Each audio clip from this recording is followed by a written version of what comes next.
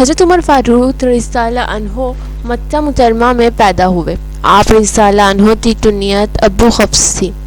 نبوت کے چھٹے سال 27 برس کی عمر میں مشرف با اسلام ہوئے۔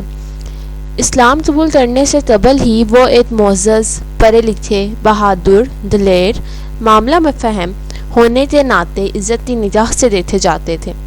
انہیں رسول اللہ صلی اللہ علیہ وآلہ وسلم کے سسر ہونے کا اعزاز بھی حاصل ہے۔ حق و باطل میں بہترین انداز میں تمیز کرنے والے تھے۔ اس بنا پر رسول اللہ صلی اللہ علیہ وآلہ وسلم نے انہیں فاروق کے لقب سے نوازا۔ ان کے اسلام لانے سے دین کو خوب تقویت و مضبوطی ملی۔ مسلمان جو پہلے چھپ کر نماز پڑھتے تھے، حضرت عمر رضی اللہ عنہ کی قبول اسلام کے بعد مسجد الحرام میں علانیہ نماز پڑھانے لگے۔ حضرت علی رضی اللہ عنہ نے ایک مرتبہ فرمایا کہ میرے علم کے مطابق ہر ایک نے چھپ کر ہجرت کی، صرف عمر بن خطاب رضی اللہ عنہ ایسے ہیں جنہوں نے علی الاعلان ہجرت کی۔ انہوں نے باقاعدہ کفار کو للکارا کہ جو انہیں ہجرت سے روک سکتا ہے تو روک لے، لیکن عمر رضی اللہ عنہ سے لڑنا اپنی جان کو خطرے میں ڈالنے کے برابر تھا۔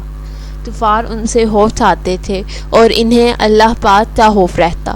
کثرت سے رونے کی وجہ سے چہرے پر 2 سیاہ لکیریں سی بن گئی تھیں۔ حضرت ابو بکر صدیق رضی اللہ عنہ کی وفات کے بعد آپ رضی اللہ عنہ ہی مسلمانوں کے خلیفہ بنے۔ حضرت ابو امامہ سہیل بن حنیف رضی اللہ عنہ فرماتے ہیں کہ ایک زمانے تک حضرت عمر رضی اللہ عنہ نے بیت المال سے کچھ نہ لیا۔ ان پر تنگی اور فقیر و فاقہ کی نوبت آ گئی تو انہوں نے حضور صلی اللہ علیہ وآلہ وسلم کے صحابہ کرام کو بلا کر ان سے مشورہ لیا۔ حضرت علی رضی اللہ عنہ نے کہا، آپ رضی اللہ عنہ دوپہر اور رات کا 2 وقت کا کھانا لے لیا کریں۔ چنانچہ آپ رضی اللہ عنہ نے حضرت علی رضی اللہ عنہ کے مشورے پر عمل کیا۔ زمانہ خلافت میں ایسا اونی جبہ پہنتے تھے جس میں چمڑے کے پیوند لگے ہوتے تھے، گرمیوں میں ایک جوڑا پہنتے۔ حضرت انس رضی اللہ عنہ فرماتے ہیں کہ میں نے ایک مرتبہ زمانہ خلافت میں حضرت عمر رضی اللہ عنہ تو دیکھا، انہوں نے اپنے دونوں کندھوں کے درمیان اوپر نیچے 3 پیوند لگا رکھے تھے۔ آپ رضی اللہ عنہ چاہتے تو بیت المال میں سے خوب لے کر اپنی ذات پر خرچ کرتے، لیکن یہ ان کی انتصاری و خاکساری تھی جو امیر المومنین ہونے کے باوجود سادہ زندگی گزاری۔ یہ وہ خلیفہ تھے جن کی 22 لاکھ مربع میل تقریباً آدھی دنیا پر حکومت تھی۔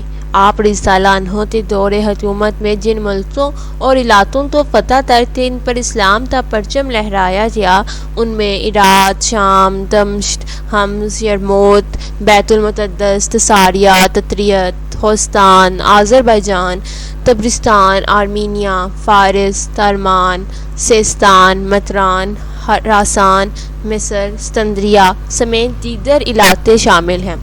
اتنے عظیم خلیفہ تھا، نہ کوئی پروٹوکول، نہ حاکموں جیسے ناز نخرے۔ ان کا کہنا تھا کہ اگر میری خلافت میں ایک قطعہ بھی پیاسا مر جائے تو اس کے بارے میں مجھ سے پوچھا جائے گا۔